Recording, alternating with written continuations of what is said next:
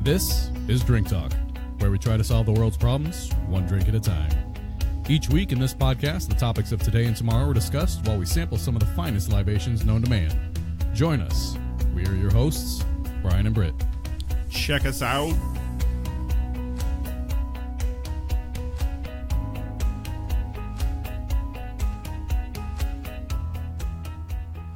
Hey, Alzuri. I'm glad you could make it on the show. Welcome back to the program. Happy to be here. Yeah. Season Already 2 drinking. with us. Already drinking? That's not, ain't nothing wrong with that. This is called Drink Talk. That's kind of what we do here. Yeah. Priorities. So this week, we decided to bring Alzuri on the program to make us some drinks and to converse on the wildfires and mudslides going on in California. Oh, yeah. Big news. Big stories. Right. Hate to live in California right now. The good life's kind of good right Right? now. Exactly. So it snowed in January. Okay. The good life. Didn't they take those signs down? I in thought Iowa? they did. I thought they took those down. And it's like a new motto now. But whatevs. Yeah. Say what you want about Nebraska. Really good life here for me. Right? I even didn't mind the dusting of snow we got today. In January, this is all This is we've what had happens. to deal with. Yeah. All right. Cold. I mean, we've had some pretty bitter cold, but it's gone away pretty quick. And it's January. Yeah, I'm that's what okay happens. with that. Yeah, Nebraska weather, you can just wait around for 24 hours and Come it changes. March, I'll be a little pissy about it, but Well, and that's the thing; it's cyclical. Like in the winter, we complain about the cold; in the summer, Yeah. we complain about the heat, and the fall and the spring, then we love it. you're not complaining about the earthquake, are you? I am not. I am not. We don't. Or the mudslide, or the fire. or the fire. Yeah. Or the influenza. Yeah. It looks like we're doing okay. Yeah.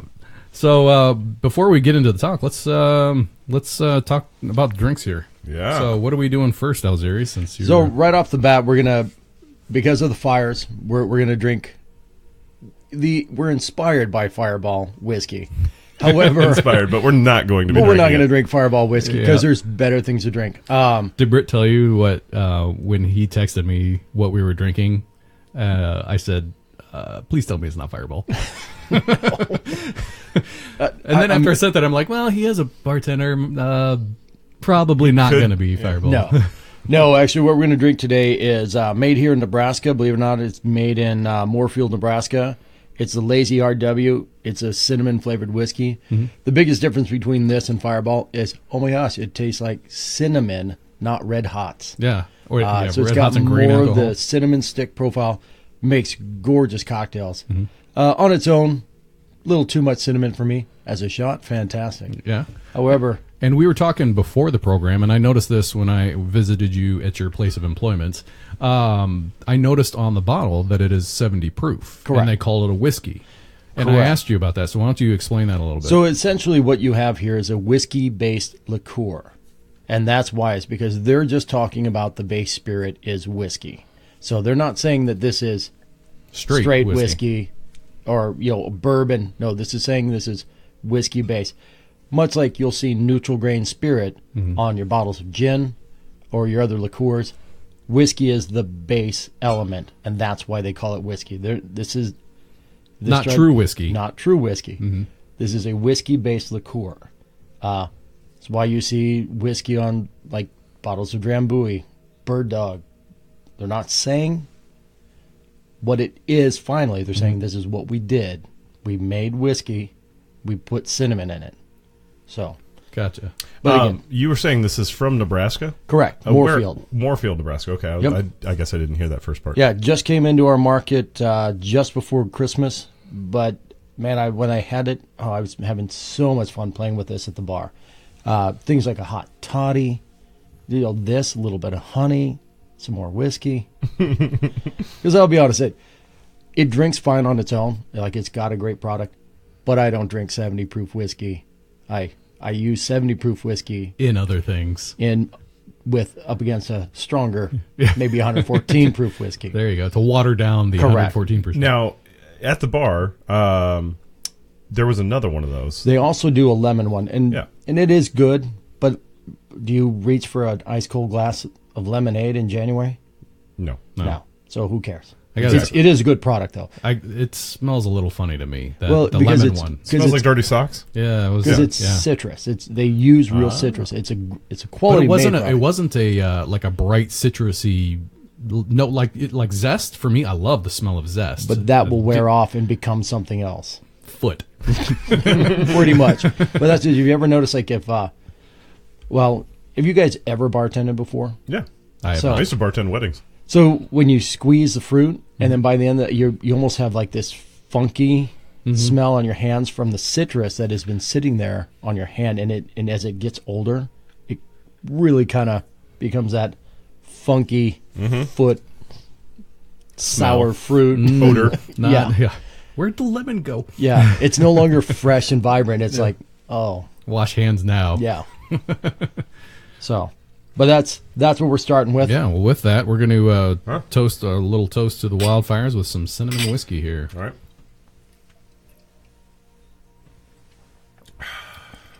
Delicious. Yeah, it's not, like you said, it's more cinnamon stick. Yeah, it leaves you that bitterness. So even though there's a sweetness to it. Cinnamon Toast Crunch. Correct, but you don't end up with that syrupy, sweet profile. You actually have like... It is sweet, but it's not like... kicky in the teeth sweet. The bitterness from the cinnamon actually kind of keeps it from being cloying. So, yeah, and I think like Fireball to me is like one step down from the cinnamon challenge. Oh God! Well, it tastes like there's no coolant in this. Correct. There's no antifreeze in there. Food grade antifreeze. Yeah. My favorite description of Fireball is red hots and green alcohol. Just a handful of red hots and green. This was smooth. Correct. Because this is Fireball punches product. You in the face. Well, and the thing is with Fireball, brilliant marketing. That's what it is. Just think of it as just amazing marketing plan. Kind of like Anheuser-Busch. I mean, well, this is even better because it's Dr. McGillicuddy's cinnamon whiskey, which has been around Dr. McGillicuddy's forever. Forever. Slapped a devil label? sticker on it. Yeah. And it became like it was brand new. You guys all remember Hot Damn and Aftershocks? Oh, yeah. Aftershock. I have a bad Aftershock. experience I remember with the bottle. Oh, yeah. Yeah, like with the crystals in it. Yeah. But that's just it. It's like, this is... Same thing. They've always been there. Just somebody put a new twist on it. It's like, what was it? Jägermeister. You know, before it became shots, what is it? How did I just forget the name of the shot they're in? The Jägerbomb. Jägerbomb. Yeah. It's in the name. It's not cool anymore. That's why, because nobody orders them anymore. No. But that's where Jaeger followed. I know somebody who does. Oh, really? Her sister. Oh yeah. Okay. It's like one of her go-tos. But like, Jaeger's always been around. They chase the shot market. And so now that, even though the style liqueur Jaeger is, so it'd be technically in the Amaro category, and everybody who used to do shots of that are drinking the Amaros, but they're not touching the Jaeger. Because, no, we outgrew that. So now Jaeger's in that like, oh crap, what do we do now? Yeah, we probably should have favored a quality. Well, and something like that appeals to a certain sect of people. Kind of like Coors Light and Anheuser-Busch, nothing against those people. Yeah. Well, some people want to wake up energy drink, and they're like, oh, well, I want booze in it too. So Jägerbomb, boom. Yeah. I made too much money to really. I made way too much money to complain about that. What a simple drink, easy to do, lots of money to be made. Shut up. Yep. Takes me 10 seconds. Done. I don't have to shake. Nope. Just nothing fancy. There you go. Yep. Leave me alone. I'll be $8, please. And you do the $8 because then they'll just throw down the 10 and leave you the 2. Yep. That's a perfect. Yeah. Now we're getting peeking behind the curtain there on the bar. There's bartending. Yeah. But we digress because there's nothing about firing or mudslides in the whole Jaeger paradigm. No. Little side tangent, but that's not a big deal. So then the other thing we're talking about is mudslides. Yes. Yeah, that's what's up next. I had a stunning realization as I was getting ingredients for it. I've actually never had one until tonight. I've made them. Which is interesting as a bartender. Yeah, but I've never ordered Never one. drank them. Yeah. So I've never even bothered tasting them. Like this. All right. Have people asked you, hey, is this good? And you're like, oh, yeah, for sure. Well, back then nobody cared. The Mudslide is kind of a drink that's out of fashion nowadays because you are supposed to blend it. Oh, okay. We are going to try a version of it where we're not going to blend it just because Which we did blend this one. We blended this one because we had to do something more of the traditional style, which is vodka, coffee liqueur, and then a cream liqueur like Bailey's. Mm-hmm. We didn't use any of those brand wise, but we used all the flavors. Like we did with the vanilla vodka, because anything that you go with the dark mocha profiles, the vanilla vodka actually works great. It is the key ingredient to a chocolate martini, is the vanilla vodka, because if you go just straight chocolate, it's not balanced. It becomes too overwhelming and too one note. Even when the last time I was here, when we did the chocolate bitters, we had enough things to offset it, because if it was just straight chocolate, it overwhelms the senses. So, all right, here's to the Mudslide. It's a Mudslide. And then we'll get into the talk here. This looks... All right. I feel like such a pretty girl. Yeah, with your finger up there. Yeah. Yep. Those of that's good. Those of you that have not had yeah. It's like I compared it to a White Russian before. Yeah. If you like White Russians, this is pretty I can close. taste the coffee liqueur in there a little bit. And the coffee liqueur we're using is Trader Vic's Kona. Yeah. Not as sweet as Kahlua, because we just don't need it.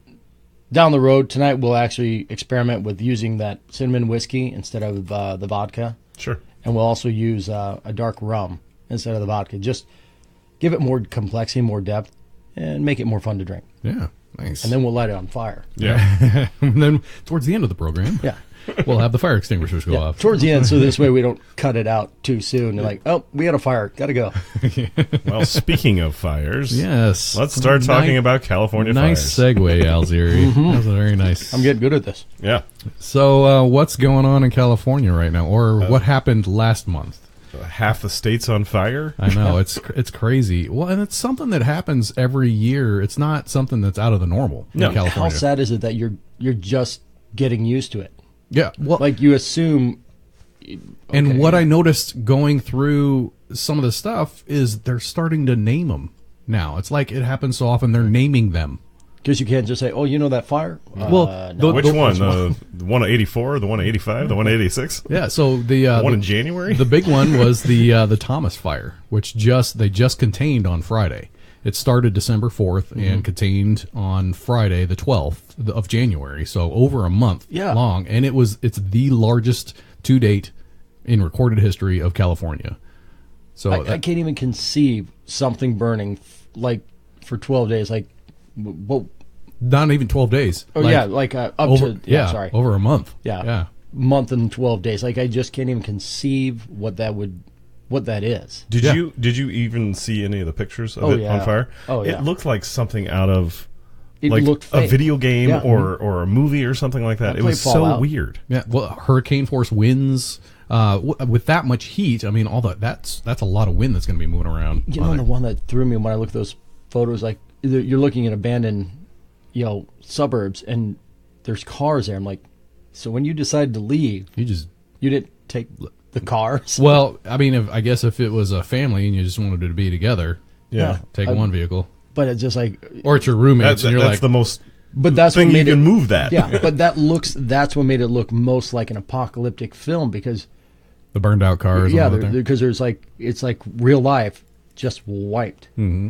So something interesting. Speaking of the streets and all that, something interesting that was pointed out in a couple of the videos that I watched was how clean the streets were in some of these pictures. Like they took a street sweeper down the streets, but they didn't. Is it just because the trash and all it burned up? Like, well, that wouldn't make the street wouldn't be on fire. Right, yeah, right. But you would have ashes from things or fallen branches. Also, hurricane force winds, and anybody that's been through a hurricane, stuff around. Yeah, it's not going to blow it off the road only. It's it's blowing it everywhere. Yeah. So yeah, it was really like eerily clean. Eerie is the whole thing, and I just for the people who had to go through that and the people who lost it, my heart goes out to them, because I couldn't even imagine how to process that. Yeah, absolutely. Some of the things, a couple stats here. The wildfires in California, probably in the United States in general, 99% of them are caused by humans. Yes. They say the 1% is caused by lightning strike or something like that. Yep. But people that park car on dry grass, and the catalytic converter can get up to like 1,200 degrees. And if it's, in California, you got those lowered cars, right? So it's right there on the grass level, and burns right up. Or people were saying like lawnmowers with a rock gets in there, and just that little spark from it hitting a rock. On a drought type period. Yeah. And California gets droughts. They're in their rainy season now, but they do get droughts. Power clearly lines. They're on the rainy season. Yeah, clearly. Yep. Well, now California's government has stepped in and said anybody that wants to transform their lawn into AstroTurf? No, they've got a whole bunch of like lime deposit or something like rock. Yeah, and just make your lawn kind of like rock. Arizona. If you've been down to Arizona, there's in New Mexico. I saw it a lot. In southern parts of Colorado, they do it as well, just because they can't get the grass just doesn't grow. It's one of the few states I have not been to is New Mexico. Oh, good time. Well, and I want to say part of some of the problems with the fires that were going on was they just didn't have enough water to put it out. California's been in a drought for years. Well, if you think about the sheer size of these things, the Thomas Fire by itself was over 280,000 acres, which, to put that in perspective, that's 440 square miles. That's a lot. That's huge. Yeah. I find people to put it out too. Right. There's not enough water. Like, you could dump a reservoir on that, and it's still 440 square miles. Yeah. You're chasing it. Yeah. So there's way more measures, and I'd heard that some of the measures that the California Fire Department actually uses is they don't like try and put it out. They try and directionally put it to like a cliffside or out to the ocean. They control the damage. But there's just nothing they can do to stop it. Right. Yeah. It's so hot and so massive that there's not much that they can do. Well, that was another thing that was brought up, was how out of all the fires that California's had and all the fire departments that have dealt with putting these out, they said these fires are the hottest fires they've seen to date. Like, why are they so hot? See, that I don't understand. So the things that and this was they're just throwing water on them and it's not going out. It's like, what? No, water should put fire out, right? I learned that as a kid. Yeah. Or stop, drop, and roll, right? Yeah. Put a blanket over it. Yeah. Duck and cover. Oh, wait. Giant blanket over the whole thing. One of the things that I had seen... I always carry a fire extinguisher. One of the things I had seen actually a couple months ago was back in like the early 1900s, like 1905, 1906, 1907, somewhere in there, real early. The state of California actually bought a bunch of trees from Australia. And I don't know if they were eucalyptus trees or not. I forget the name of the actual tree. I remember hearing about this. So one of the things that the investors were not told, and Australia failed to mention, was that these particular trees mature in 100 years. So all these investors were like, oh, crap. Not that I know how other than lumber, how do you make money on trees? Yeah. But whatever. They also failed to mention that when the trees do mature, they emit a flammable sap. Let's see, 1906, 1907, 100 years. Yeah, well, that's now. We're coming up on that mature level of those trees that are producing flammable sap. Let's plant more of those. Yeah, I know, right? Yeah. Also, in California, why do we even have them? Yeah, well, they didn't do their research apparently back then, but they also in California there's a shrub that is protected that they can't get rid of, and even the fire department's like, we need at least some fire breaks in this stuff, and they're like, no, we can't cut it down. It's protected stuff, and it's pretty darn flammable. Oh god, that doesn't make any sense at all. Yeah. Good job, hippies. So yeah, I think those two things combined with just the drought that they were having is a combination of all those factors. On a brighter note, since this is Drink Talk, let's talk about booze. All right, perfect. The best thing, that the timing of it, while there's never a good time, it was after harvest. So the wine country actually had already pulled the grapes. So the people who are more likely to be affected from the fires would be the northern, anything north of California, because they're going to be affected by the smoke, and that's going to affect their terroir and their grapes. But California, for the most part, had already harvested. so you didn't lose. You know, a lot of people went into a panic about, oh my gosh, I got to collect all this wine. Nope, they're going to be fine. One of the vineyards that we knew of, that they lost a lot of like the properties, but like the houses and stuff on their land, but the vines are fine.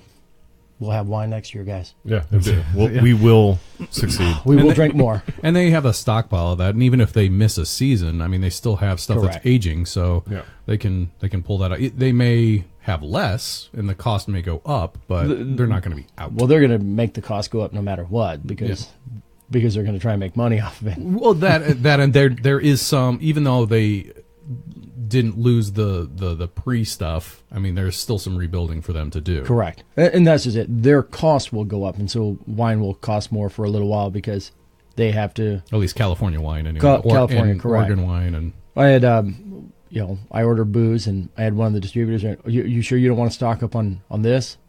No, I don't want to carry that wine. Yeah, I'm good. Well, you know that. There's all those fires. Yes, I know. There's fires every year. But I read and I follow this because I'm concerned for my industry. Yeah. And I love wine, so. Well, another industry that is getting affected right now, you said that the fires are starting to head north. Mm-hmm. Well, California just passed laws to legalize marijuana. And a lot of marijuana is grown up north in Northern California. So that industry is going to get affected. And I was actually looking at, I was showing Britt this picture because I do like my pictures.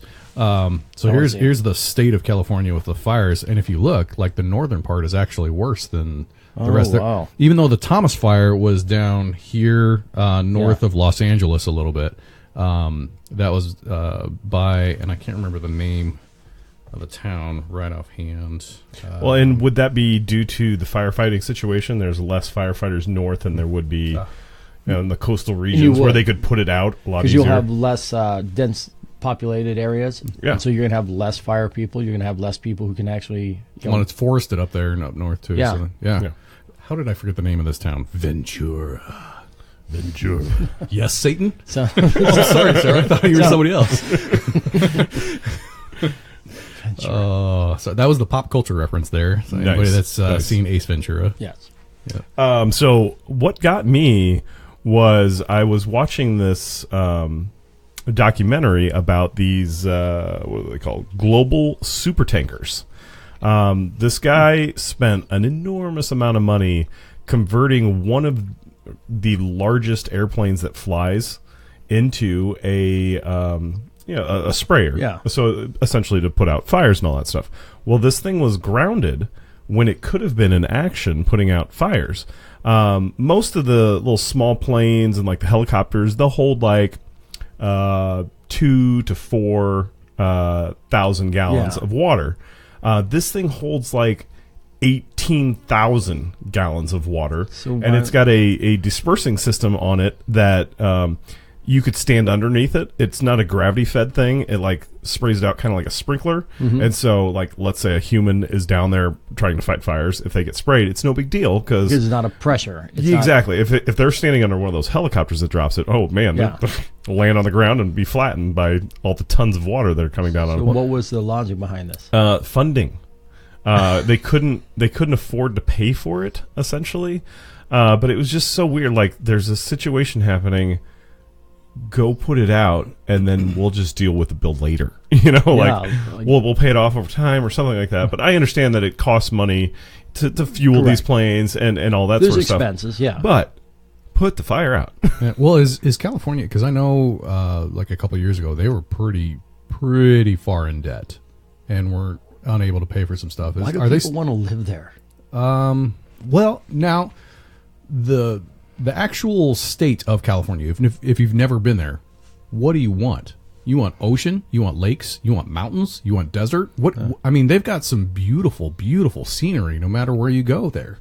So that is probably the big draw. Also, there's, Hollywood is there. Disneyland, I guess, if people, there's a naval base down in San Diego. So, I got an off-topic question here. Is this from a viewing audience? Yeah, viewing audience. How expensive is the coffee liqueur compared to the Kahlua? About a little less than half price. Half the price of Kahlua? So say your Kahlua is anywhere from your $25 to $30 range. This is anywhere from your $15 to $20 range. Nice. So there you go. So skip the name brand Kahlua and go for this. Right? And this one here, it's a stronger coffee flavor, and Kahlua is very sweet already. So especially in like a mudslide, when you're adding sweet Kahlua, but they have those cool bottles. You used to have those really cool bottles. No, they're not that cool anymore. Well, yeah, I know, not anymore. They're just a regular bottle. This is cooler. That is a really neat bottle. All you people in podcast land, just throw it up there in the camera. Yeah, there you go. Yeah. I forgot that was over there. Mm-hmm. Yep. So I guess a quick. We're being watched. They can't see that. You're backstage. Oh, okay. Yep. Good question. Yeah. So yeah, it's just weird that these big super tankers, global super tankers, are just sitting around. When they could have been put into use. Is 18,000 gallons really? Because to me, I mean, that sounds like a lot. But if you're talking a super tanker, 18,000 gallons really doesn't seem like a lot. Well, of water. here's the problem: weight issue. The more you put on there. Well, that's true, but if you're talking a super tanker, you would think that they would have compensation for that. How much does 18,000 gallons of water weigh? You know, what is it? One pound of liquid or 1 gallon of liquid equals what? 5 pounds? I don't know. Something like that. I don't know, but still, I know I measure everything in ounces and milliliters. So. If you're making gallon drinks, the fishbowl. Are you making the fishbowl? I feel like if I was making gallon drinks, the craft part of my skill set might take a hit. I don't know. Beer people do craft beers in multi-gallon batches, but in a cocktail, okay, it falls apart. Gotcha. All right, well, fair enough. What we got for our next drink here? All right. Well, I think we need to do a variation of something we've already been enjoying. Without destroying the bar. Nice save. Well, so while you're whipping that up, it will get loud, guys. Yeah, because we got to blend. I'll have you. I'll just have you kill your microphone. You're the fourth switch. Yep, go up above that. Yep, there, and press that button right up above the fader. So that's the white fader right up above it. There's a button. That? Yep, that's your mute button. All right. So when you go to grind, go ahead and just push that button. I'll wait in case I have something smart ass to say. Sarcastic. Mm-hmm. Exactly. But no, what I was saying is people are saying this is not only one of the hottest fires that California has ever seen, it's the most selective fire that California has ever seen. Fire is weird. Fire is weird. It can jump around, kind of like a tornado. It can kind of jump around and rooftop to rooftop. They were describing these areas where, like 5-6 homes would be on fire, and the seventh one wouldn't be. But then two blocks over, there was another 2 houses that caught on fire, but then they were showing areas of like complete devastation, but yet there were still trees. It kind of sounds okay, the house and all the other houses around it got burned up, but the trees hung out. Something we're very familiar with in the Midwest is tornadoes, and that sounds very familiar. But you understand a tornado can skip like it really, but like a fire, it kind of has to feed down a right. But if it's hot enough and something over there is flammable, but not like somebody hosed down the roof in their house, maybe it skips that house. I don't know. Who knows how flammable the roof tile was, or was it the shale roof or the I don't know. That roof. Yeah, that one roof. I don't know what those are. Sorry, I'm not a roofer. I don't know those tiles. What was daunting was in the pictures, the houses. So like when a house catches on fire, usually you can see the remains of a house. You're like, oh, the skeleton. There was nothing. They were disintegrated. Like brick walls and everything too. It was just completely disintegrated. It's crazy. So it begs the question of what's going on. Are you getting to the DW? You can go right ahead with that, Brian. Let's do it. So there's a theory out there, and I don't know, because there's so many videos of the fires that, to me, I don't lend a lot of credence to this particular theory, other than the aftermath, because like we can witness the fires going on. Yeah. But when you look at the aftermath pictures, you're like, is that the same place? I don't know. So you were saying DEW. Some people might not know what a DEW is. It is a direct energy weapon that our military has. Get on your tinfoil hats, people. Exactly. Here's the theory portion of the podcast. a while back when they were creating these things, they're out there, and one of them accidentally misfired. I can't tell you what town or what city or what state it was in, but it misfired and leveled 5 circular miles of people's homes, properties, and all this stuff, and it was all just kind of under the rug. Like, I don't know what happened. Whoops! Yeah. What happened there? Right there, where everything is burnt up and gone. I don't know. There's nothing there. I don't see it. There was no time here. Nothing happened. Yeah. So this direct energy weapon, you can use it just like a laser, and most of the time you can't see lasers. So it's like the secret weapon with unlimited bullets. It's not like the sci-fi movies where you the laser and you actually see the laser come out. No, yeah, that doesn't actually happen. No, people have gotten footage of what they call the blue lasers, where they're panning their camera, and all of a sudden there's this shot of a blue laser, and things have happened. Fires have started and stuff, and so it's questionable. Yes, it could be just the fire spreading, and they just had the camera tilted wrong, and it's just spreading more. But it begs the question of, was this done on purpose? So there is a here's the stat for it. The direct energy weapons. Are you going to mix it right now? Let's just get it over and done with, and then we're going to move on. Blend some stuff here, and he's going to take precautions. Yep. It's actually not as loud as I thought it was going to be, so it worked out great. Well, he actually kind of muffled the sound. Yeah. He's like throwing himself on the grenade. It's just like muffling. He's covering the fire. Yeah, way to be. Smother it. So to put in perspective what we're talking about when we're talking about the direct energy weapons, the a 5-watt laser can light a match without, you can just start a match on fire. 5 watts. What we're talking about with the direct energy weapons is they have 500 trillion watt lasers. Yes. Yeah. With a T. With a T. With a T. That's Tom, by the way, I believe we answered the first one. The second one, he says, in the mountains.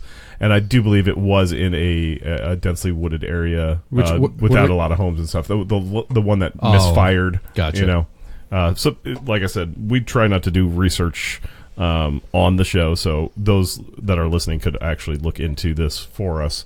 But yeah, it was a complete misfire, and whoops. Kind of like what happened with HARP when we talked about HARP. Oh yeah. People are like, no, they don't have lasers that can do that sort of stuff. The Navy has them right now. People, they have telescopes on satellites that can read the time on your watch. That's the kind of technology we have. Yes, they have lasers. That's why I have an Apple Watch where the screen's off a lot. Yeah. I don't want people to know what time it is on my watch. They can, like, if you have a dial, there's a little bit of blue on that dial, they can see that. Which is, when you think about a satellite in orbit going through not only the atmosphere, but through clouds, reading your wristwatch, that's kind of amazing. Yeah. But they also have, the night vision technology has also gotten infrared and all that, so they can do at night through fog and still see stuff. Which is kind of cool. Some other people out there are saying this is part of Agenda 21. Oh, see, that's a whole nother talk. It is a whole nother talk, but if you actually pull up an Agenda 21 map of California, funny thing is, you lay it over where the fires are, and they are in the exact same place they want. They want this territory for some unforeseen reason. Once your house gets... I saw Superman. Like, is this like a reach for beach front? So, kind of. I mean, Agenda 21 is actually a real thing. That's not the conspiracy. The conspiracy theory is what they plan on doing with Agenda 21 or how they go about attaining Agenda 21. But you can research Agenda. It is a real thing. So one of the, I guess you would say, conspiracy theories on this is... You use that word, bro. I know I did. Because I can't tell if it's fact or fiction. I don't know. Yet to be... Bigger than me. Exactly. So what's happening is a lot of the fires are happening in these real rural areas where it's not densely populated. And some of the people out there are saying, with Agenda 21, they're trying to move everybody into a city area. And right now, California's got 17 or 20 or 80 new high-rises going up, and it's like, oh, how convenient. Here's the one thing that I don't, with stuff like that happens, because we've talked about things like Times Beach and all that stuff, what happened there. Sure. A lot of things that happen where they're trying to move people out of a certain area, usually that is very low-income people. Gentrification. So get them out of there, and then we can reclaim that area using eminent domain and make it a higher priced area. This is in California. Like, I mean, we didn't talk about where, but I mean, it's in affluent areas. I mean, Ellen DeGeneres and Oprah Winfrey were affected by this stuff. Yeah. The mudslides. Yes, yeah, but I guess I did see Thomas, Oprah say the Thomas fire. Yeah, the Thomas fire itself was just north of where she is, which is why the mudslides were happening. So, are we getting into now that we're on our second this mudslide? is using the whiskey. Nice. Yeah. I like this a lot better. Let's take a break and talk about this drink real quick. So first and foremost, the most important thing to know about any vodka-based cocktail is to cheers first. Is to use something else. There you go. Try something else. Cinnamon whiskey in here instead. Why is that? Now, why? Just because boring. There you go. All right. Well, I knew that, but you should try this guy's Bloody Marys. I did. You did. Yeah, you came down and tried one. When I think of a Bloody Mary, I just think of vodka and tomato juice. That's a traditional Bloody Mary. And he's all like, today I come in and he goes, "What do you want, the whiskey or do you want tequila in there?" And I'm like, what? Well, whiskey, of course, but I didn't even think to put tequila in a. Oh, tequila is awesome, and especially like a mezcal, because then you end up with that smoky profile that comes with mezcal. Just fantastic. But my default is I'll use gin. Oh, really? That's interesting. A little piney flavor to it. Well, you don't end up with the pine. That actually gets lost in all the flavors. But you end up with the botanicals that actually complement the rest of the other. The elderberries or whatever. But it brightens up and it creates a really fresh. And the gin I prefer to use is called Opier. Mm-hmm. It uses a lot of Asian botanicals, so like cubebs and stuff like that. So you end up with this white pepper profile, and it just does amazing things in a Bloody Mary. Would it be the same, like to the same level as the vodka for the same amount, ounce per ounce? Yeah, but my mix is a little different. Oh, because it's artisanal. Yeah, well, because I put a lot of booze for flavor. Because I'll add something called Kumel, which is a cumin, fennel, and caraway liqueur. I've never even heard of it. And then I'll also do a gentian liqueur, which puts like a very it actually comes off almost like a green pepper fresh. So it keeps it allows me to thin out the Bloody Mary, because where I work we got to use a mix, because the one rule of the bar is only use products that we use, that we actually sell. So, yeah. My Bloody Mary is too expensive for the homemaker to buy all this stuff to make it at home. But man, unless they start just buying it in small quantities and you're just making Bloody Mary straight, But even then, that Kumel, I use it to marinate a steak. Oh my gosh! Oh wow, nice. Yeah, I will say for Bloody Marys. To me, they're always too salty. Always. Yeah. And yours was not. It was salty, but I mean, not in a overpowering. That wasn't the first thing I tasted. There's no way to get out of having some amount of salt, because again, I use two different Bloody Mary mixes to make it more complex, so it's not too one-sided. And then again, all the things I'm adding are liquors for flavor. So I don't make a virgin. Sorry. So I use liquor for the flavoring, and then when I serve it, I'll add either gin, peated scotch. You can do it with that's interesting. You don't hear a lot. Scotch in itself isn't used in a lot of mixers other than like Drambuie and Scotch you can, or hot toddies. But generally, Scotch is not considered a cocktail spirit. Right. So, and peated Scotch even less so. Correct. But the thing is that when you're should we talk about peated Scotch for a second there to the listening audience? Yeah, I'm very confused. I don't even know what that is. Peated Scotch is what they do is, and you normally find it on the islands surrounding Scotland. Isla, not Islay. Isla, yeah. Just so we're clear on that. Spelled Islay. Yeah. But when on these small islands, they don't have lumber. So when they go to dry the grains, they've got to burn peat briquettes. Which is like a bog, like is in the bogs. Peat moss. Yeah. They dry the peat moss, and they use that as fuel. So it kind of created a distinct flavor for all the islands, and then they've just expanded on there and you can find some highlands that are peated as well, but for the most part, it's your islands that will be. So explain the flavor. I know it because I'm a Scotch drinker, but you end up with like Lafroig ends up being very tobacco driven, like ashy in that cigar style way. Lagavulin, very dry, almost charcoal. Ardbeg has a very medicinal, iodine, awesome smoky profile, but the smoky barbecue profile is kind of what you see across the board. Octomore. Octomore. Yeah. That's like liquid Octomore, smoke. say no more. But then you also find that same characteristics in mezcals. Mezcals are just tequila. They're still an agave-based spirits, and if you really want to get technical, tequilas are actually mezcals to begin with. Well, those are agave-based spirits. Correct, Yeah. but tequila is like the cognac of agave spirits. So tequila has to come from Jalisco.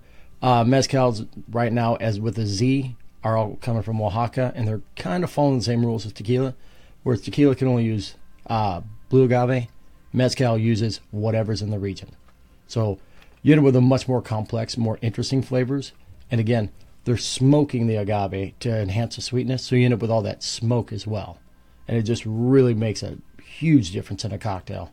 So, and when using Scotch in a cocktail, it's not because the Scotch needs it, but the cocktail can be better for it. Right. So if your goal is to make a cocktail, then use whatever the best ingredients. Don't grab Talisker 18. Talisker's 10 will make a great... Yeah, you don't want to use an 18-year Scotch to mix with. Don't be an idiot about it, but it's like use a better product. It's like when you're cooking with wine. You don't use the high-end wine. But you want to make sure it's something you like and you drink. Yeah, not overly sweet. So, and by the way, so the drink we're drinking right now is using the cinnamon whiskey. Why is your... So ours is not separated and yours has... Oh, no, that was just the bottom of the glass. Sorry, that's my fault.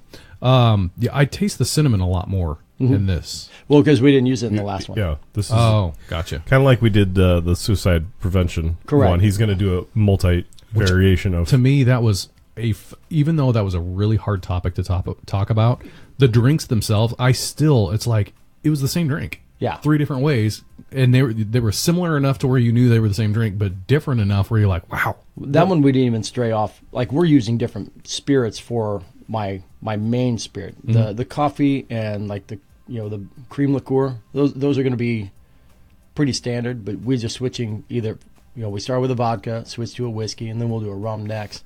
That one will light on fire. Hey, sweet. All right. Because we also got some 151 proof rum here. We're at a bar, but not in a bar. So rules need not apply. So getting back to the talk, it was kind of funny because if you actually get onto YouTube and type in blue lasers used in California fires, I think it's like 5th or 6th one down,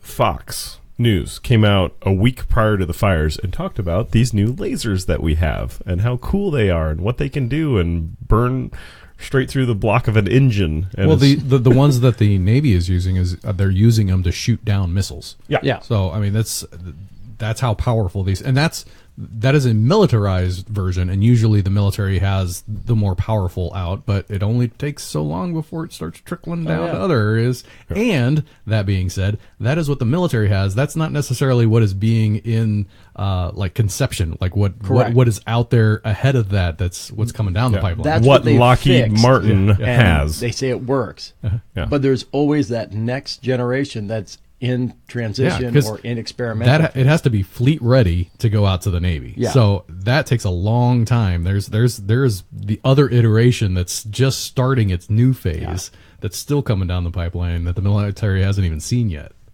That's some mind-blowing stuff right there. So they're getting back to this conspiracy theory that people were saying that they're trying to get these neighborhoods for some reason on Agenda 21 map. These neighborhoods are in red, and these are the neighborhoods the Agenda 21 people want. And some people are saying they're trying to move people into the cities, so they can contain them a lot more. Yeah. And then I don't know what they're going to do with the rural property. So, do they need it for construction? Do they need it for farming? Because essentially, when somebody's house burns down to the ground, like literally obliterated, are they going to rebuild in an area where everything's obliterated? Yeah, because I don't think you'd rebuild there. I think you'd be like, okay, well, we got to get out of here. It's it's all the sewage, the power, the phone, like. Oh yeah, everything has to get rebuilt. Yeah, like it's a desolated. You have to start from scratch. So it's not even like, I want my home back. Well, we haven't provided public services for that. Yeah, I just had a thought, which is rare, I guess. Brian doesn't think nowadays. I'm just glad you warned us. So okay, think about this. Let's go along with that train of thought that they're trying to move people out of the rural areas into Not the my city. ideas, somebody else's. Yeah. Well, I meant just what you brought up. Yeah. Not your idea specifically. Disclaimer. Britt is Agenda 21 writer of So, what if they are trying to do the concentration of the people? Because you asked the question, Yeah. what do they do with these areas? What if they're doing nothing with these areas? What if it's to concentrate people into cities so there is more vegetation and all that to kind of get back to nature? But the problem is the cities can't support the I know, influx. but we can build up. That's a new 33-story buildings are going up in California all over the place. Yep. So that's a Freemason number which could be also real estate development. Hey, we need people to fill these places. How do we do that? Well, get people out of the rural areas and set their place on fire. Yeah. And then you can bring that back to nature, and then because of I don't want to say the liberal, because it's way past liberal. This is like fringe. They want us to decrease the population of the earth so the earth can rebalance itself, and maybe it's part of that. Maybe, I don't know. I mean, if you have more rural These areas, are all just ideas. Yeah, just throwing that out there. I'm just trying to imagine California as. Oh, that just sounds scary. We just have concentrations of major cities and no rural cities. There, it's just nature. And then you have the farming or something. Yeah, and then you have the hyperspeed loop, which is another thing they need real estate for, to get between the cities. Oh, I forgot about that. Yeah, now we're thinking of stuff. Mm-hmm. Like, if we don't have to stop in between all these major points, right? We don't have to drop Larry off. Little rural cities, which I love. Those like when we did our when we went out to Oregon, we flew into Portland and we drove all the way down to California, and then we took the Pacific Coast Highway all the way up and stopping in these little towns and all that stuff. And that was one of the best parts of the trip, was stopping in these little towns. And now they're doing away with not going to be there. Not going to be there anymore because they won't have public services. Or they just won't be there. Yeah. So, I mean, with the Hyperloop, which is an amazing. Those of you that don't know what that is, Tesla, or they're trying to build this Hyperloop, which is like super fast, like these pods in a vacuum chamber. And I forget how fast they're going, but it's faster than hundreds and hundreds of miles an hour. Yeah, it's faster than these bullet trains that they're doing. So because you're doing it in smaller. Yeah, you don't have to haul the weight. Yeah, because it's in a vacuum chamber. So, and it's Elon Musk is his mind. I would love to just sit and chat with him for like a day, like just what's on his mind. I think my head would explode. I know. I'd have to record it because I would there's just so much information. Yeah. Well, and I just found it funny. They had him on a TED Talks kind of thing, and they were like, "Oh, we need more and more electric cars and stuff," and he's like, "No, we don't want more of them because they're starting to clutter our roads." And I'm like, well, where is he going with this? He wants to build an underground. He's doing it. Road Not system. Wants to. He is doing it. And right now, it's the cost of millions and billions and billions. It's $1 billion a mile, and he's trying to get it down to like hundreds of thousands of dollars a mile. And he listen to him talk about it. It's like he's throwing out all these big words, and you're just like, okay. I mean, you're the brainiac, so you're figuring it out. I'll tell you this: I'm really strong. I pound my chest, pick up things that are heavy, and I can pour a drink. That's all I got. Yep. Should we move on to the mudslides? There was one thing I wanted to talk about in the drought that I kind of skipped out on. One of the things people don't know is one of the reasons why California is in a drought is because of Nestle. Oh, well, they're in a drought already, and Nestle is taking more water.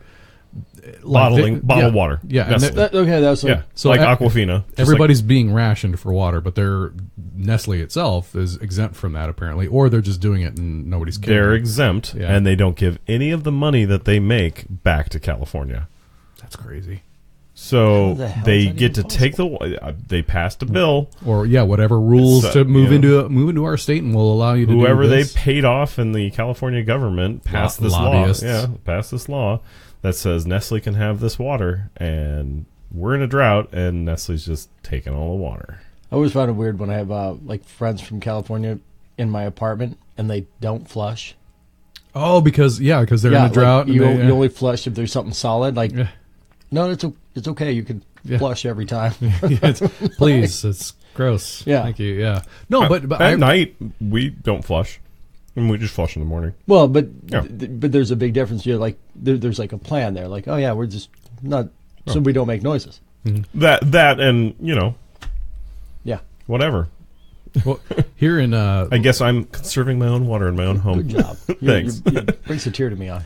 we have so one of the locations that I work for, we have out in a smaller town outside of Nebraska called Gretna, and in Gretna they are expanding so fast that they're having water issues keeping up with the water demand, and they will go into these the water restrictions, and you can only water your lawn X amount of times a week and all that stuff like that. And there is no warning. It's like, if you break that, then we shut off your water.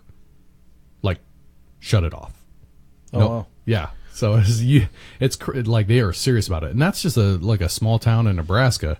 You talk about the whole state being out in California during this drought season. If you watered your lawn or your plants, you were a criminal. Yeah, they don't joke around. Think about that. It's I'm just trying to water. keep my plants alive. Man, I really like living in Nebraska. And it's like people would drive by people's houses that had green lawns, and it's like, how do you have a green lawn? It's like, no, I'm supposed to have a green lawn. I spray painted it. Yeah. Well, actually, here in Nebraska, they know you're using water now. we're going to have to worry about the Ogallala Aquifer, which is a lot of fun to say. Yes. I was thinking in my head, I'm like, I'm not going to say it out loud.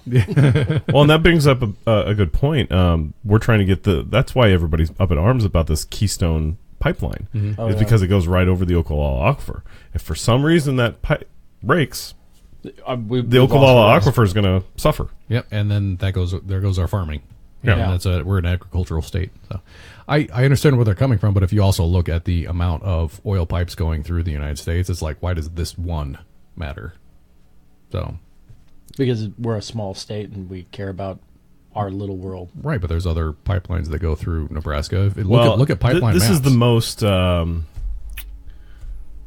information we've got about pipelines. Mm-hmm. These other pipelines, they were built and like nobody even knew. Yeah. You know, so with the changing of times, with internet and all that stuff, they're like, hey, this pipeline's getting built, and everybody's like, whoa, wait, no, we don't want that. You know, got enough. before Apparently. the pipelines were built and nobody really knew about them. This one, people know about it. Yeah, now we just know too much for our own good sometimes. Exactly. Hey, Ignorance is bliss. hey, that's a great quote from Matrix. Yeah. Actually.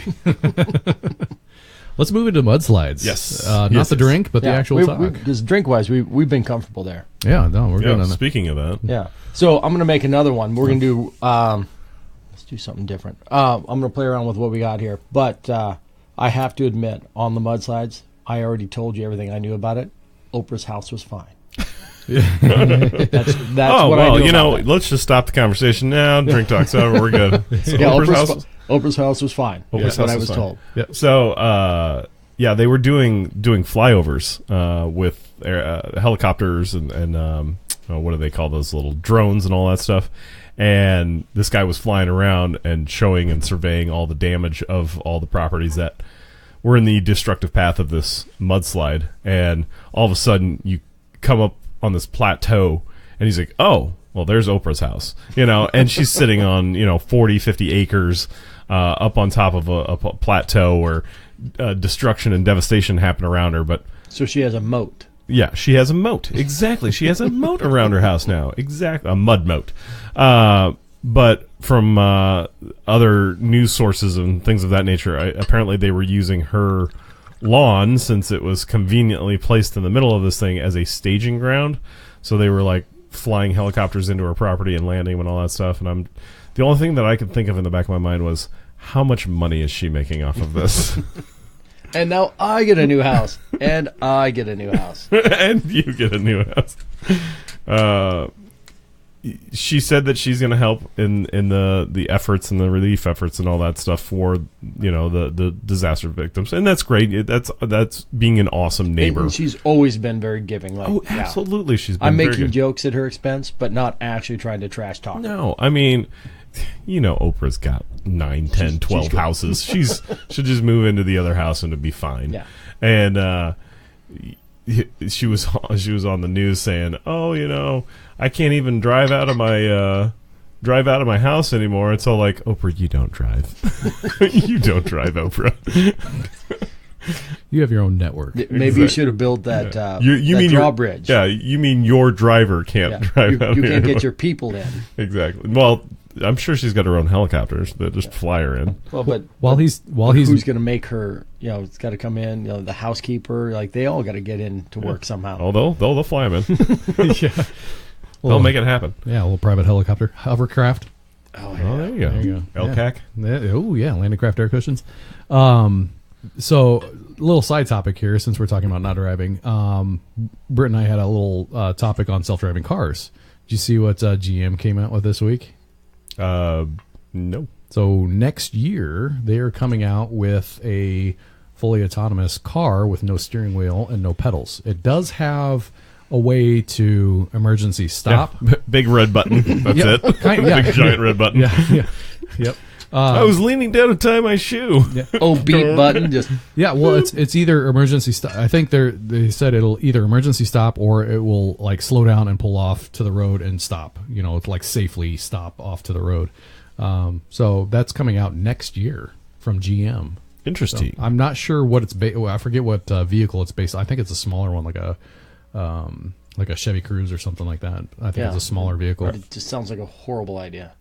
For me, like I'm lazy. I love the idea of not having to drive myself. Yeah, and I want some control too. Yeah, like for road trips, I love road trips, but like around town, I like maintaining control. But like you get me out on the interstate and instead of hitting cruise, I can hit autopilot. Yes, please. Yeah. Especially if I'm in an RV and I can go in the back and make a drink. See, this sounds great. And so I work with alcohol. If I could find some way that my car would just take me home every night. Absolutely. Sounds like a great idea. Yeah. Just push way a button too and many you go science home. fiction movies. But we're so close. Like current cars today are so close to that already. Yeah. It's just they are autonomous. You don't have to park. Yeah. Yes, officer, I'm drunk, but my car's not. Yeah, and so we actually had a car insurance agent on here talking about that. Is Grant watching? Grant is watching. Hey, Grant. And we posed some of those questions, like how does insurance work with self-driving car? Like it gets into an accident, who's at fault? I mean, is it the owner of the car? Is it the maker of the car? Is it the person that programmed the car? Is it What they decide on that? Like the laws and technology haven't caught up with that yet, and there is going to be some changes to that. This is good stuff right here. But then there's things that go away, like car accidents start going away, speeding tickets start going away, the ability to actually drive a car starts going away, and I agree with some of those, but not all of those. I know it's a little. We're getting a little off topic we here, but really drove off the road. Yeah. We could do an after talk on that one. So back to mudslides. Back to mudslides. Yes. Great cocktail. Horrible experience. Now I was noticing that you were doing our cocktail by smell. Mm-hmm. Is that how you do it? Is that how you mix all cocktails? So actually, you should be smelling your drinks anyway. Like that's part of the experience. I'm gotta finish this piece of cheese before I answer this question. That's all right, man. We do have some. We have a variety of cheeses today. We have. Did you do the Applewood? Did you do the center one? I just did. I think that that's center one's awesome. I think it's like raspberry. So I have to be honest. When I first started bartending, I did not drink. I was 17 years old. Nobody asked how old I was. They just let me go behind the bar. Isn't it to legally be a bartender? Do you have to be 19? Okay, but at least here in Nebraska. I don't know if it's other states. Oh, good point. But it was here in Nebraska. I was a freshman in college. I worked for an establishment that had a bar, and they said, "Hey, you work here. Come back, and we need your help behind the bar." Enough said. I'm a freshman in college, and his name is Todd Smith. Yeah. Right. So if you're doing some checking, we're going to do this, and so, but at the time I didn't drink because I got into trouble anyway, so I just didn't need to add drinking on top of it. and I was so scared to lose my job because of being a minor. I didn't drink because I didn't want the place to get in trouble. So I learned to build cocktails from a sense of smell. Oh, wow. Now, this was a while ago. Did it work out well? Well, you see where I'm at now. Yeah, Well, there you go. Yeah. And so, like, But also, Apparently it did. at the beginning of everybody's career, I mean, you go through the, wow, Yeah. I really did it that way. So, like, but did it really work? it really did, because I could build flavors just by smelling them and imagining how they'd work together. So, Which, just correct, I don't know if you know this, but is the sense of smell greater than the sense of taste in the human correct. palate? Yep. There you go. Hugely, like 10,000 receptors on your nose versus whatever is on your tongue. And that's why, I don't know if anyone had, when you were fed something you didn't like as a kid, they told you to hold your nose and eat it anyways. Mm-hmm. It was because if your nose doesn't get in the way, Like when you're sick. I mean, Yeah. stuff doesn't really taste. it doesn't taste it because so much of it is on the nose. And like last time when I was here, and I would express citrus over the top of a glass, because your sense of smell is actually going to be stronger, and I want that to kick off your palate, so that when you're tasting things, because in my old fashioned, I don't actually put orange in it. I just spray the top of the glass with orange peel, but it triggers everything, and people are like, oh, I love that. And that's actually, I had one of your old fashions today. Yeah. And that was something I Very good. Yeah. So I'm a big old fashioned drinker, and most of the old fashions. I'm an old-fashioned drinker. that did come out a little weird. Yeah. I love the little action there.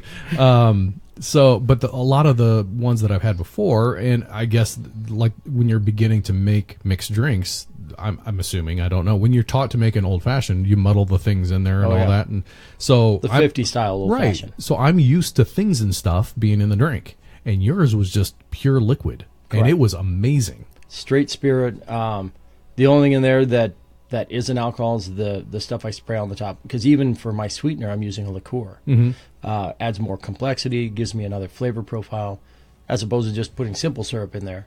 Which, I'll be honest, I do fortify my simple syrups for sanitary reasons. Alzuri, you probably have forgotten more about drinks than I know about drinks. And they pay me to do this. That's it. Like, I get paid to come up with This is new my ways hobby, to so drink. yeah. Yeah, when everyone tries to figure out what my, like how I do, I call myself a bartender, not a mixologist, not a craft bar. I'm a bartender because I get to make great drinks now, but I always did the best I could to make every drink I make fantastic. I just get access to better liquors now than I ever did in the past. So, opportunity, and man, when you get the right flavors together, like mine's all spirits, nothing but alcohol is in that glass, and it's balanced. It's smooth. Nothing about it's fighting you. Like, you can tell it's alcohol, but nothing's You're like... not choking it down. Well, and Correct. also the glass you served it in was very like bulbous at the bottom, and then it tapered at ends, and that's like when it's, you look it's at. intended to focus the smell, like the Right. Glencairn glass is it. And I was going to bring that up. If you look at stemware for beers and wine and everything, the shape of it isn't just because it looks. I mean, I'm sure there are some out there that it's just because it looks cool, but by and large, the people that make this stemware, it's for a Yeah, reason. there is science that goes behind it. Right. And it's Certain about- drinks are served in certain glasses. It's intended to enhance your aromatics and focus your attention. So, now here we're just using whatever glass. It's a Mudslide, man. It's an adult milkshake. Yeah, right. Absolutely. Yeah, it's sweet and it's delicious and easy to drink. And so what's the next one? This one's non-blended, is what you're doing, right? We're gonna blend it because you are? we can. Okay, because Yeah, we can. since I brought the small blender. Excellent. This is a magic bullet. But we're playing around with this amaretto Oh yeah. as Hey. a component here. Where'd you get the amaretto? That's pretty. This guy brought it to me because it's because you can't sell it because That's right. that would be Yep. Against the law. Yeah. Yep. So And it is some of my homemade amaretto that I brought. Those are- What goes into your homemade amaretto, Brian? the base of it, you start out making a syrup basically, and it's you do white sugar and brown sugar. Sometimes I substitute organic sugar, which darkens it up a little bit. And I was actually asking Alzuri before the program on some of the tweaks that I can make on that, and he was suggesting some of the raw cane sugar and all that. But you boil down some water and have the sugars in there, create a syrup, and then you add almond extract, vanilla extract, and then the alcohol in it is vodka, because here in the state of Nebraska you cannot distill alcohol without a license. And I all your right taxes. I looked into it, and it would be nice if there was a way to. It's just not legal. Yeah, moonshine. But I would love to get into distilling if they had an easier way to get into it than all the laws and rules and regulations. I love consulting with people when they're trying to build spirits and stuff like that, but I have no interest in actually making my own. I always kind of feel it's like I can appreciate art. I don't want to paint. Oh yeah, that's a good. And so for me, I always I get so fascinated by appreciating all these flavors that people put together. Like when the guys at Lazy RW, like what a fantastic flavor profile. What a great thing. I like that experience more than the thought of trying to make my own thing. Well, for me, see, I dabble enough into it where it makes me appreciate the things that are out there. So like I don't I play piano, but it's not like I took some lessons as a kid, but I can appreciate music a little more just because I've taken that. Whereas drinks, I'm a home brewer. I don't brew all the time, like I probably should, but I brew enough to where it makes me appreciate the complexities of drinks that are out there. Or if they come up with a certain flavor profile, I'm like, wow, that's amazing that they actually did it. It makes me appreciate it more because I know what it takes to do that. See, and if I didn't do this for a living, I probably would have that point of view. But for me, I'm exposed to it all. Right. Yeah. When new products come to the market, I don't have to go ask for it. They bring it to me, Right. So that's, always like to tell people that, it's not that I'm magically gifted or I just have more exposure than the average person. I get to try all these things. Mm-hmm. If a new product comes out here, they're like, oh, did we forget to let you try that gin? No, they're like, oh my gosh, let's take some gin to Alzuri. He'll sell it, if it's good. As a matter of fact, if they don't bring it to me, I just kind of assume, oh, that's must not be that good. Must not be that good. They don't want me to talk crap about it. So, do they actually have specific samples for people like you, or is it just they give you a bottle, just a regular bottle of it? I off the record, I get samples that are not necessarily even distributed here. I do get to consult on a lot of projects, but here in the state of Nebraska, the way it works, the wholesalers get the booze. They bring me to taste it, and then I help them sell it. Gotcha. Okay. Yeah, but you're drinking out of a regular bottle. It's not like they create something different for. Not in the state of Nebraska. Oh, okay. So it might be different elsewhere. Yeah. We'll just leave it at that. Perfect. All right. Perfect. Yeah. All right.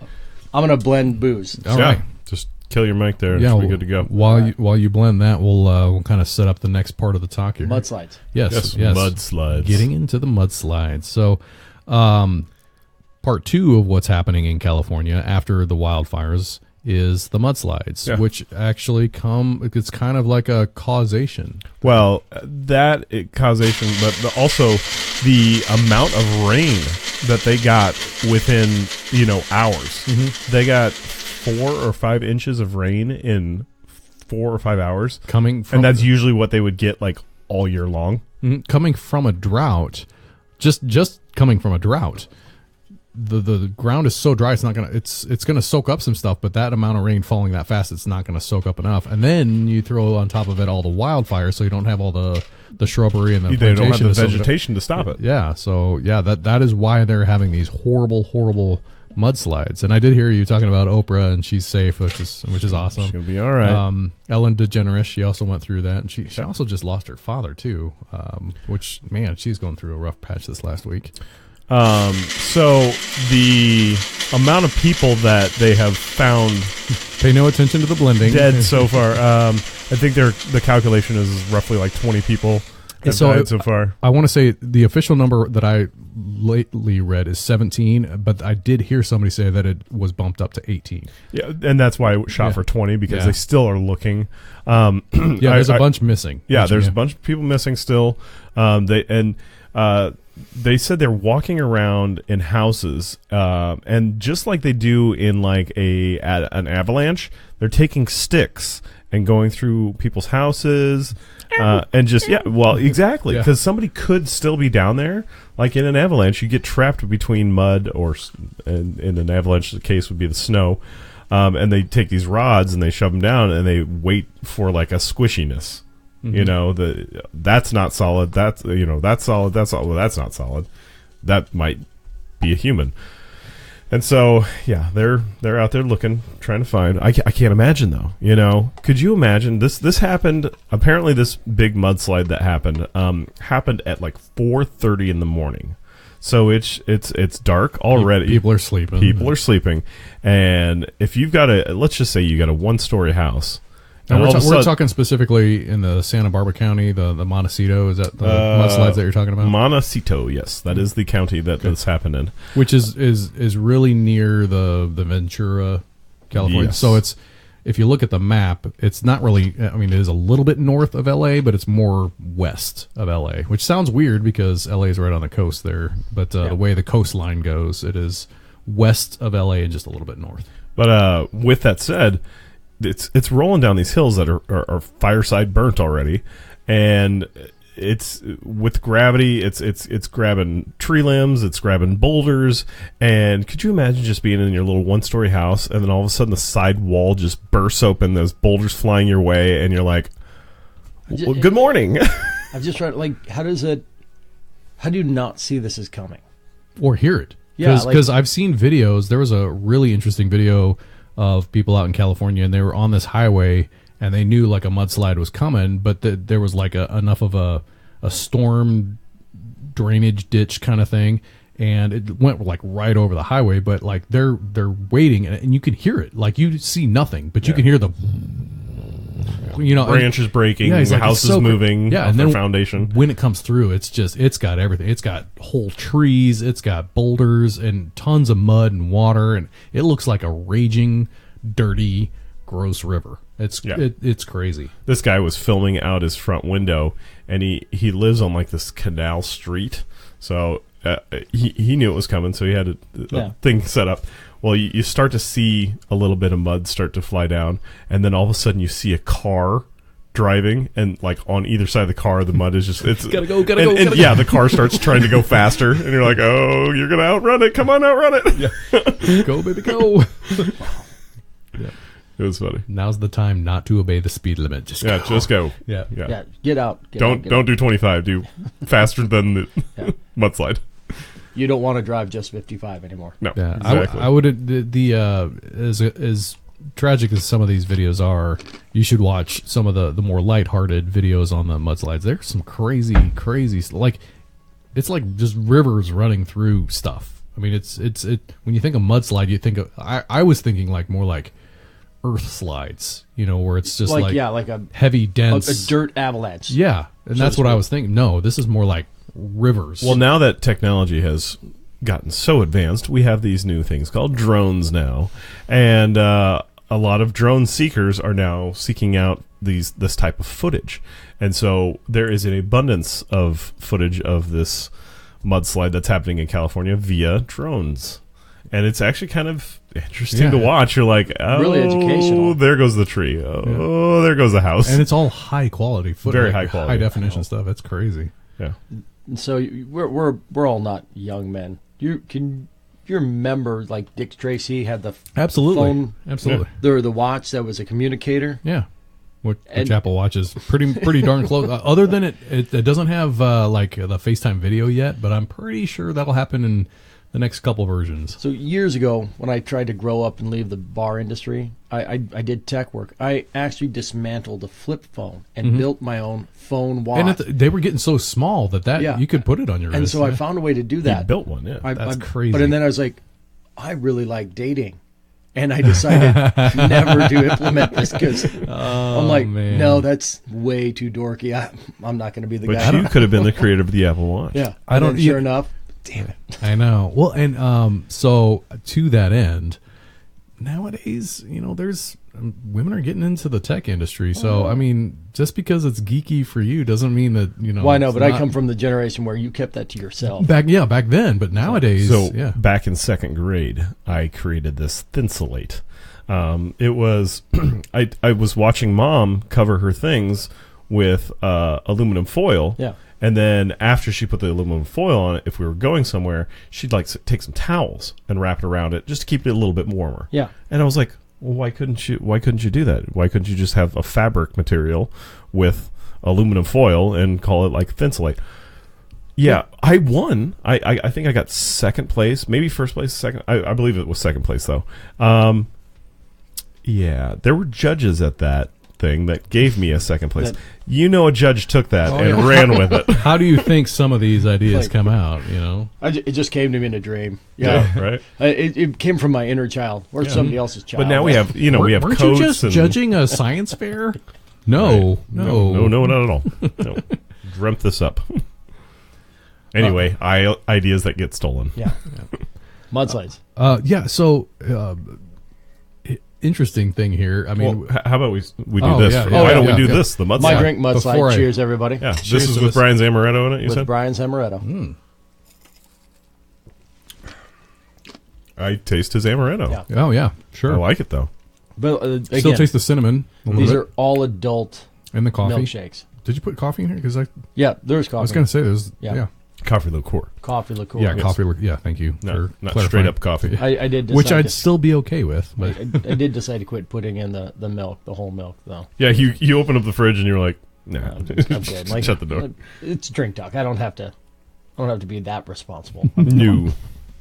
But I need my calcium. These are really. I get it tomorrow. These are really drinkable. I like this. It's good. I'm with you, Alzuri. I can't say that I've ever ordered a mudslide at a bar. I think I've made one myself. I'm sure people have, and you would know the answer to that. I've made them, but I've never taken the time to taste one. You would know more than all of us. They used to have a pre-mixed mudslide, which really wasn't that great. Pre-mixed anything. You just put it on ice and like pre-mixed. Has little 4-pack pre-made mudslides and White Russians, and they're just awful. Yeah. Take the time. Yeah. Do it yourself. I had a pre-made mojito one time, and I'm like, it just tasted like syrup. I'm like, ugh. Yeah, don't do that. Make your own. Yeah.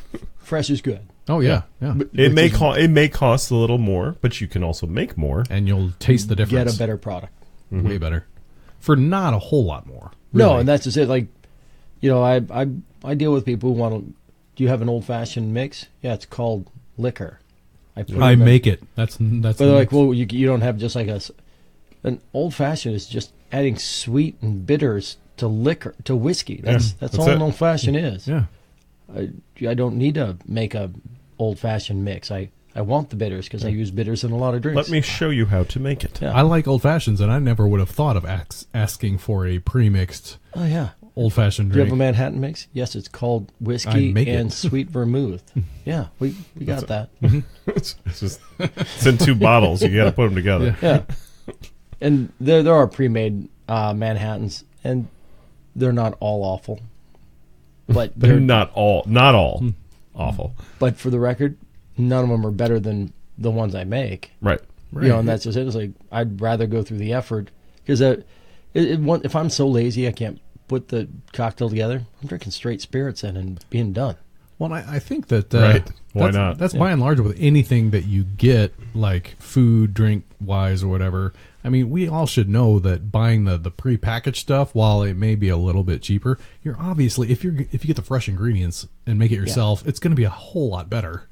May cost a little bit more, but you're getting a better product. Yeah, you get what you pay for. Yeah, absolutely. So something I going through this found interesting because we ended the fire talk on the DEW, the direct energy weapon, and now we're talking about the mudslides. So we went from the DEW to do.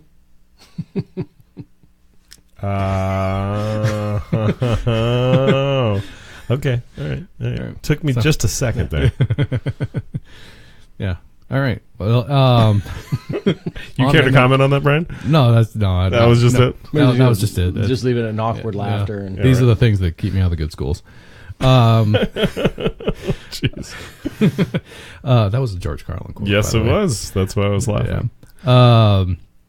No, I would say that we touched on it a little bit on why these mudslides are getting so bad, but that was while you were blending also. It was because of the drought plus all the fires and creating just a landscape ripe for not soaking stuff up and heavy rains, and it's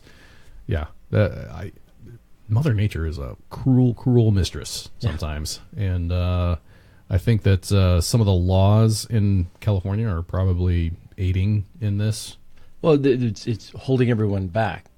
Like they have so many preservation and conservation concepts that well, it's all well and good. And yes, we want to keep the planet. It's the only one we got. But, people are going to evolve. They're going to grow.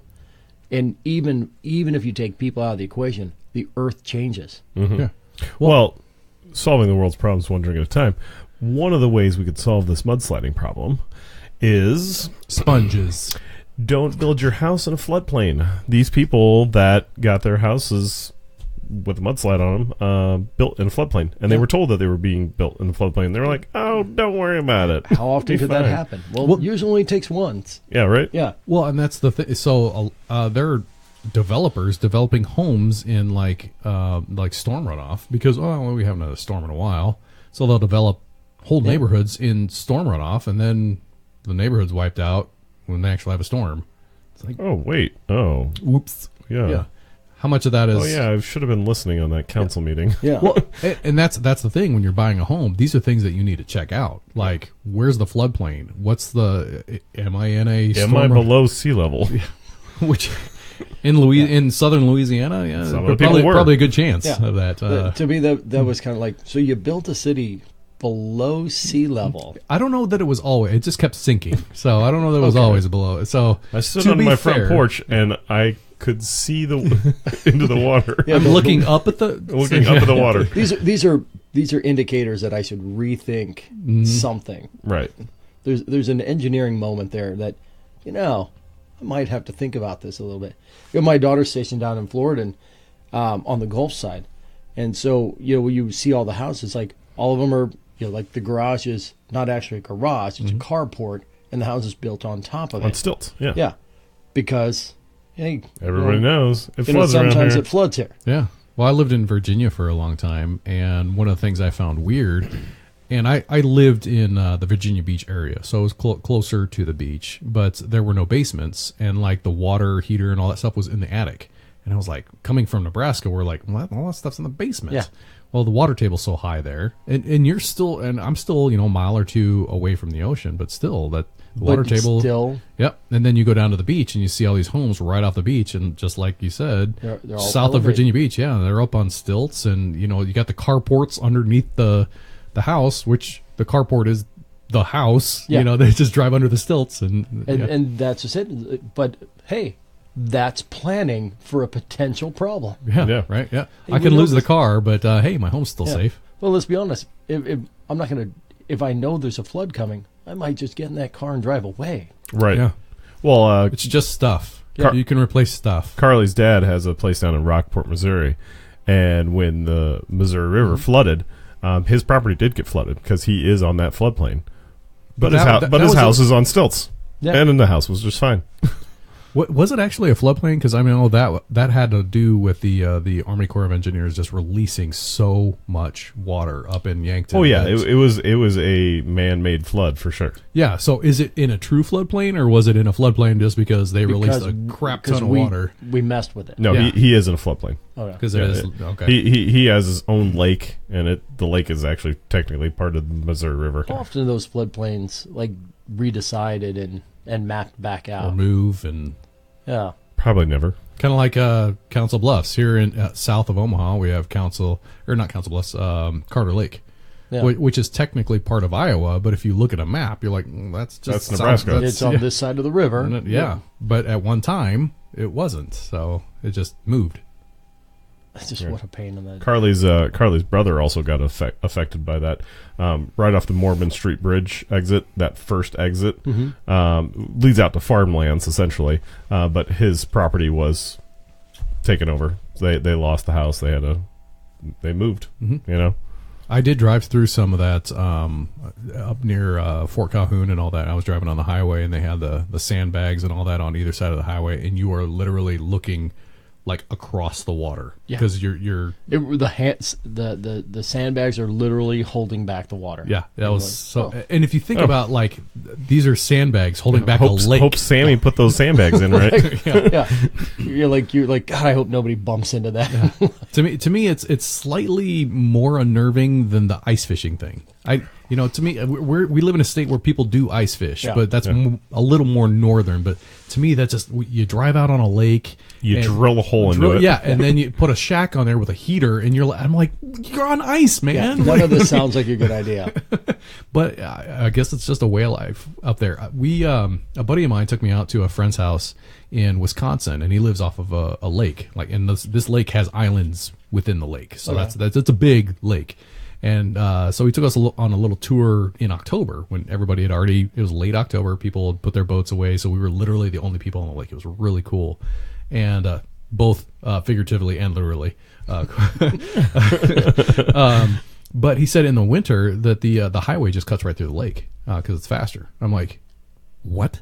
He's like, yeah, we just cut right through the lake. I'm like, that is a concept in Nebraska that you shouldn't do that. Foreign to us. They'll stay off the ice because it's because here it won't Who knows? stay cold enough. Well, we had the show Ice Road Truckers. Yeah. Mm-hmm. They were cutting across lakes. And if you think about it, that's a heavy, like their trucker, that's a semi-truck hauling heavy stuff. So yeah. But if the ice is thick enough, 4 feet thick, okay. Is it always thick enough? I mean, that's enough traffic. Does it melt? Yeah. The tires are hot. Mm-hmm. And the thing is, they started doing this before the science caught up with actually how to figure this out safely. Right. Yeah. So it was like, OSHA's in the corner like, we'll just go out here and I don't know about that. We'll just try it. Yeah. I was up in northern South Dakota, and it was like late March. And the highway was cutting right through one of the lakes, and there was still some ice on the lake, and people were ice fishing out there. But again, it's late March, and I'm like, in Nebraska, that's a little too warm for ice fishing up there. But people were out there, trucks and all, and I'm like, that's a little weird. Well, I got to where I was going. I was there for a little while, and I came back, and sure enough, there was one of the trucks that was in the lake, and I'm like, just March might be pushing your luck a bit. Exactly. Yeah. Yeah. It's May. Yeah. Oh, I read that wrong. I don't really have much more on mudslides. Another it's a tragedy. crappy situation, really. We're laughing at the pun, not the not the body that was found in a yard. Correct. Yeah. 8 houses down. That's not the owner of the house. That's horrific, and you just feel horrible for them. But there was another news story that came out that this guy was part of this mudslide event and all that stuff, and he just happened to be in the right place at the right time, and there was a baby crying, and he just went and picked this baby up out of the mud. It's like, where's the family? Yeah, where'd the family go? Yeah, did they get taken away? Did the baby get swept away? The house got taken away. I'm sure the baby went one way and the house went the other, and the family went the other way. Mom and dad went the other way. Wow, that's some crazy. Wow. That mud can do that. Mm-hmm. Mud and water. Yeah, and large amounts of it. Yes. That's the crazy thing about water is like with time, like water is one of the most destructive forces on Earth. All it needs is time. Beavers are. But beavers will change an entire. But they use water. They do for their weapon. Water as a weapon. They dam it up. Damn beavers. Damn beavers. On that note, I think we're going to wrap up this talk. Yeah. You've been listening to an episode of Drink Talk, and we've been talking on the California wildfires and mudslides, and we have been drinking some fine cocktails mixed by our friend Alzuri for the second time on the podcast. So thank you for coming in on season 2. Always a pleasure. And a little lighter. Yes, thank you. I mean, even though this was a heavy topic, it was still lighter than the first topic. The first one was it's hard to because it's supposed to be fun, but you don't want to seem like you're having too much fun. Right, exactly. Yeah, we want to remain somber enough to take it seriously. So, we've mudslides and the cinnamon whiskey, and we've also had some coffee liqueur, rum, and we've done some cream liqueurs. We've switched from Irish cream, bourbon cream, and we did Amarula, which is a cream liqueur out of South Africa. Funny thing to look up on the internet and YouTube. I don't know that I know too much from South Africa as far as alcohol is concerned. Believe it or not, they make a really good whiskey called Baines out of South Africa. It's corn-based for the most part, probably a little bit of barley in there, aged in ex-bourbon and sherry casks. Fantastic stuff. Huh. But that's... topic for another time. Yeah, Amarula is a cream liqueur. The funny thing is it ferments pretty quickly, and so animals in Africa will travel to the Amarula trees to eat the fermenting fruit. Oh yeah, I remember. And we had talked about this a little bit. Africa. That's the only thing that was running through my head. Well, thank you for joining us. Join us next week. I'm not sure what we'll be talking about, but we'll figure it out. We'll be talking. And yeah, my name's Brian. I'm Britt. Alzuri. Oh, and we'll get that in a minute. Thanks for joining us.